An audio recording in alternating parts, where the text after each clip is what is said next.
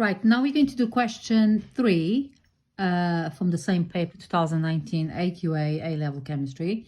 So this question is about periodicity in the period 4 elements and their compounds.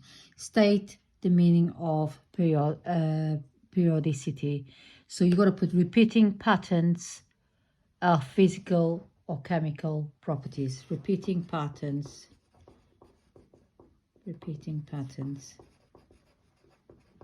of a physical or chemical properties or reactions. This is just a definition that you need to know anyway, so I'm just writing that down. Which element in period 4 has the highest electronegativity value?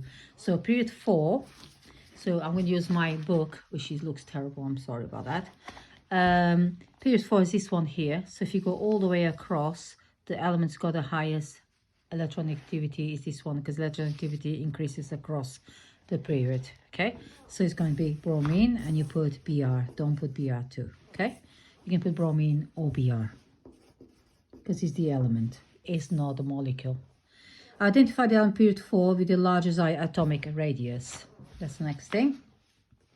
Now, so identify the element of period 4 with the largest atomic radius. Explain your answer. You know that I put potassium because as you go across the period, there's going to be more protons and more electrons in the same shell.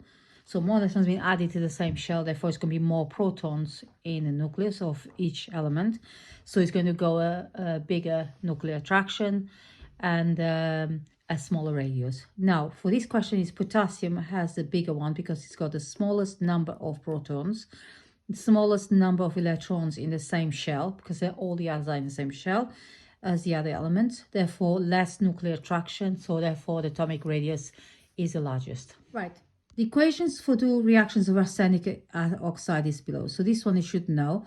So you got arsenic oxide reacts to the acid and it reacts to the base. So the name of this type, so it says name the property of arsenic oxide that describes the ability to react in these two ways. So it's called amphoteric because amphoteric element can react both with acid and base. Okay. Right, we need to say amphoteric. We balance. So when you balance this equation, I just put the values in there. So you have to work it out yourself. So 2, and then you have 6, and you got 3 there. Okay, so that's how you balance the equation. So that's question number 3 completed, done.